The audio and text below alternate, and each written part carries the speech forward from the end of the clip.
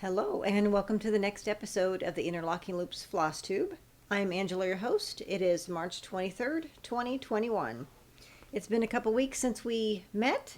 It's time to get back in touch. We'll talk more about what's been keeping me in a moment. I have a finished object, and it's seasonal. If you follow me on Instagram, which is Interlocking Loops, regarding the projects I show today, you can follow me there and see a picture that I posted a couple weeks ago. This pattern, if you can see that, is that not adorable? That little bunny and 3-leaf and 4-leaf clovers. It is from this book that I believe is in German by Christiane Dahlbeck.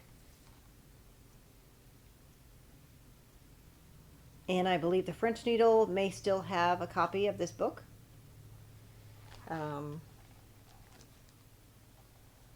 It is in German as well. Let's see.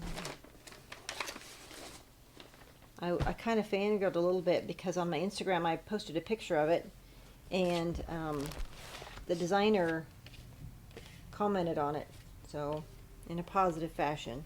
I did not iron any of these today. And there it is. Is that not adorable? I think it's absolutely adorable. So next year will be the year to get it fully finished, and so I can actually display it. Because I just love this gal's designs, one of the ones I'm thinking of starting is from another book. And here is the book. I bought all these from the French Needle. And the actual pattern itself, I hope to get started. Easter's coming. It's coming quickly. Anyway, here is one of another little bunny with his Easter eggs. I think that's so adorable. I have the threads.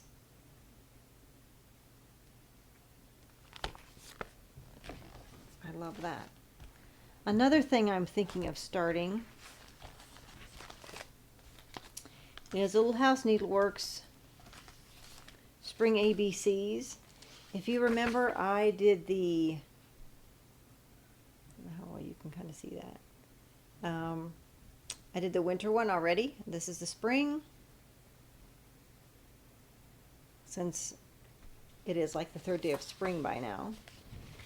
Another thing I'm looking to start, whether I maybe get the threads gathered, but I hope to start it before very long, is the May wordplay by Brenda Gervais, With Thy Needle and Thread. I have done several of the pillows. I haven't done every single month, and I'm still trucking along, trying to get those finished.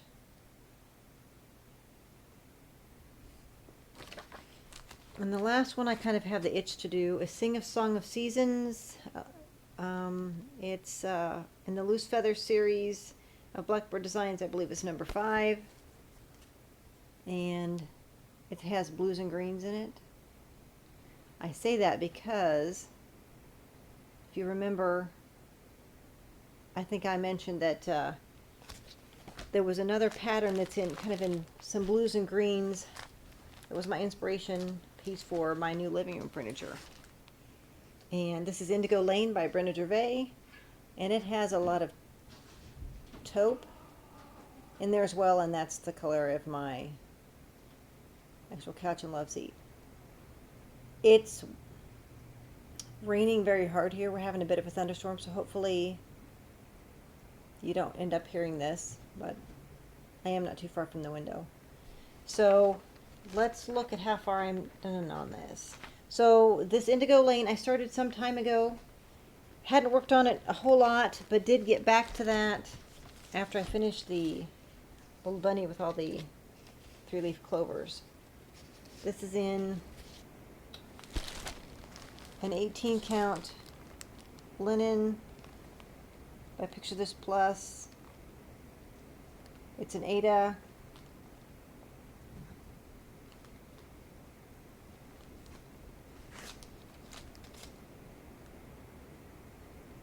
Sterling. So I'm doing one stitch over one, And here's my progress so far. So I started I tend to start in the middle most of the time, although not always. Here, I did the bird, went and finished all of this. There's a little bit of detail that has to come in here, and then I just finished the roof of the house just minutes ago. There's a house, and then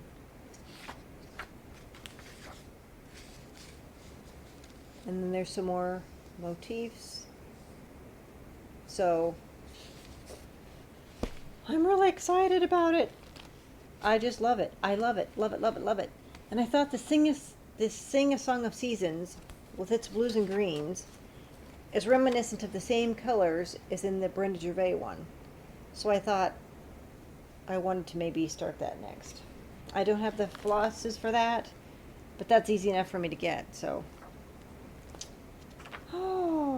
so I have been more or less monogamous since we talked. I haven't stitched on several different things at all, but I've really been enjoying what I have been stitching. Part of the monogamy is not only enjoyment of the project, but we've been lambing. I think I mentioned that before. We're pretty much done. I may have another gal or two, one of my ewes that may have babies yet later this spring, but I don't have anybody that's super close. And when they get anywhere near having lambs, I start getting up and checking in the middle of the night, and one gets tired. So anyway, so that's what I have finished, what I have been working on, what I hope to get started soon. Let's talk a little bit about acquisitions. Speaking of the French needle, I bought a couple other books. This one is alphabets with different, look at the pretty flowers. Oh, they're adorable. So I have thought someday to do some alphabets, some gift kind of things with people's their monogram, their initials on it. I also purchased another Christiane Dahlbeck leaflet. I don't know how well you can see that. It's got quite a glare. But this has a lot of rose motifs in it, in this brochure. And I also bought from another Etsy, Blackbird Designs book for my friend. This was hard to find. And it has several patterns in it, including this adorable little house right here. Isn't that sweet? So I also purchased from Brenda Gervais the pink Sparrow sampler. Nicole from Nicole's Needleworks has shown this. She has worked on it. She's finished it, I believe. I've seen a few other people have theirs finished too.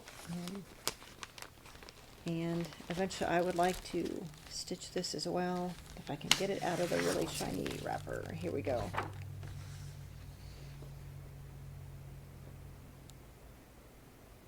So there's a pretty bird up here, some different birds down at the bottom.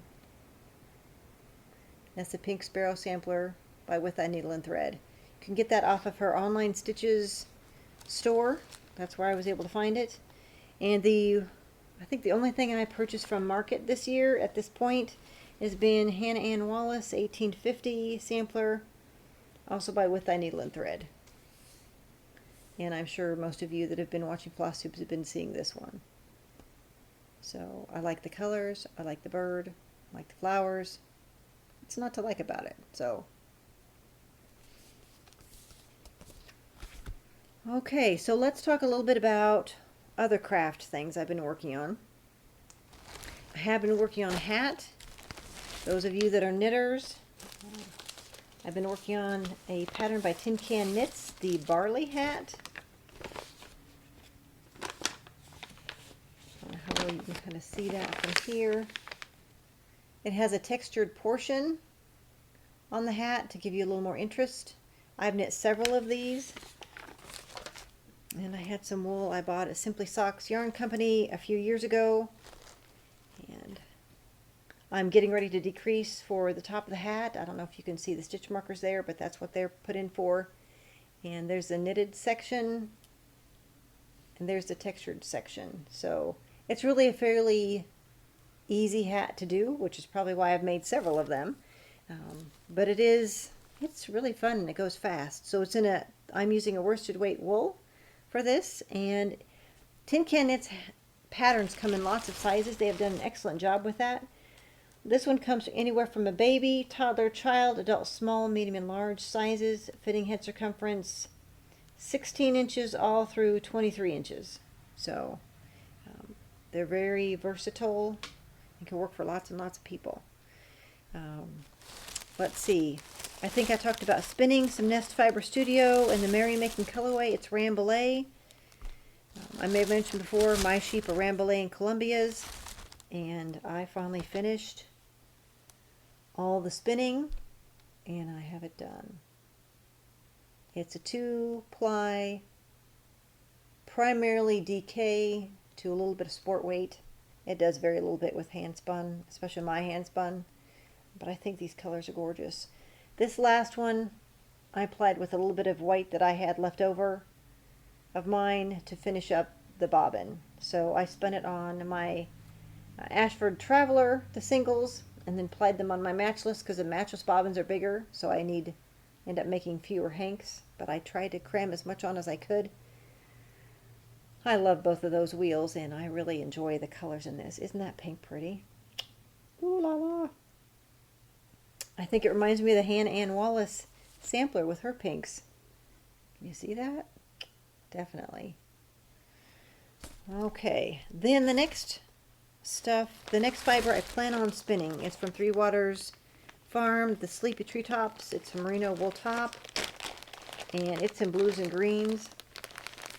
I'll show it to you in the bag. That is a pretty good representation right there. I also love blues and greens, and that'll be next on the wheel, so I'm looking forward to that. One of my goals for this year, if you remember, was to try to spin 4 braids or bumps or roughly 4-ounce sections of wool, and this by Three Waters Farm, and they have a shop on Etsy, will be number 2. So another thing I've been knitting is some socks from Freckled Whimsy. And I typically knit my socks from the cuff down, and on DPNs. These are 64 stitches, knit 2, purl 2 ribbing, plain vanilla leg. These are 2.25 millimeter needles, DPNs. I do a heel flap and gusset decreases, and that's the part I'm working on currently. So once the decreases are done, it's just out the foot and do the toe and you're done. So that's the first sock of the pair. And Freckled Whimsy, you can follow her on Instagram. I bought a few different skeins of her yarn here lately. I seem to be in quite a nice place as far as finding stuff I think is pretty. It kind of goes in spurts. I don't know, can you see that real well? Blues and greens in there too. Yes, blues and greens strike again. I wanted to take a few minutes and talk a little bit about what else has been going on. I talked a little bit about the lambs that have been born. We've been starting shearing. You typically only shear when it's dry outside because wool does absorb a lot of moisture, and the way I store the wool is in big sheets, but you need to make sure it's dry before you do that, before you roll all of it up, because it can become moldy and then you can't do anything with it. It's just trash at that point. So in between weekends that are dry and rainy, on the dry weekends we can shear a few. We've sheared a few weekends now, and we have just a handful more to go, which is good. What I have done with the yarn, because I came into the fiber world through knitting was first, then I had a love of spinning, and then I have sheep. So the trifecta of trouble.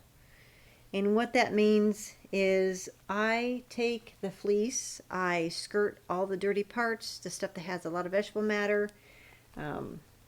Our sheep have coats on most of the year, if not all year long, depending on the sheep. And I take that and send that to one of two different processors, have that made into yarn. I wanted to spend a couple minutes talking about that because I have an Etsy shop that's relatively new. If any of you are knitters and are interested in any products, any yarn, I have DK and worsted weight yarn. Our sheep are naturally colored, so none of this has been dyed. You can see the examples and learn a little bit about each sheep. And our Etsy shop is Ridgedale Farms on Etsy. Just kind of search Ridgedale Farms Etsy shop and you should be able to find it. You can follow bits about the farm, and that's on Instagram as Ridgedale Farms. That's also the location when I have Etsy sales or specials on the yarn will be posted there.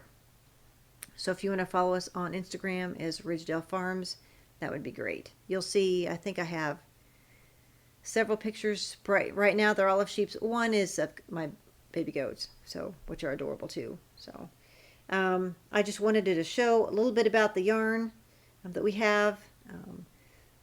Technically this is from a black sheep, but to the naked eye it looks like a dark brown.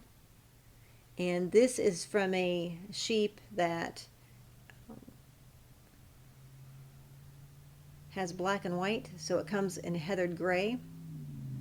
But I have several different colors, some that look a little more taupey than a gray, some that are a little bit lighter brown.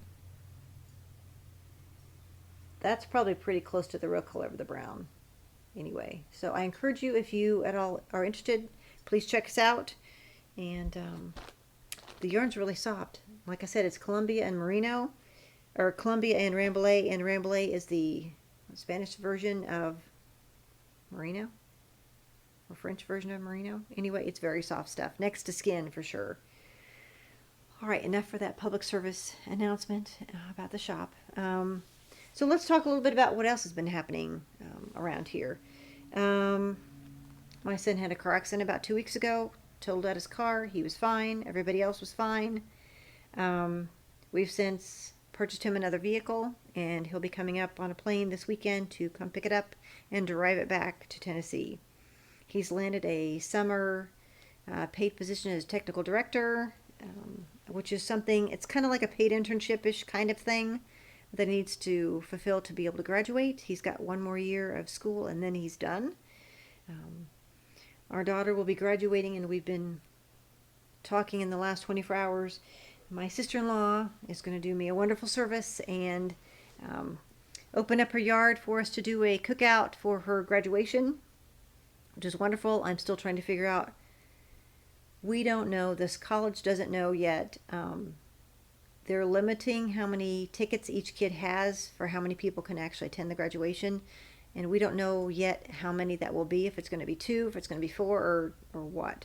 We're assuming they're going to stream it online, because we've got family. We had family come from all over for our son's graduation here 2 years ago, but with COVID, it's changed a lot of things since then. And so we're kind of making the best of the situation. So Pumpkin's decided to come up and say hi. Can you look at the camera? So he's a big boy. He's a sweetie. He's got long hair. Yeah. He likes to help Mom if there's any string anywhere, including thread for the cross stitch. He likes to be involved in checking that out. So he's kind of the inspector at large. Anyway, so we've been trying to figure out awnings and chairs and menu. I'm kind of tentatively thinking, I think we'll be cooking on the grill, but then I think the cold stuff, I'm going to see if I can get some containers with lids and pre-portion that so nobody has to grab the same spoon handle the next person has touched. So there's less germ transmission, as not everybody will have had their COVID shots by then.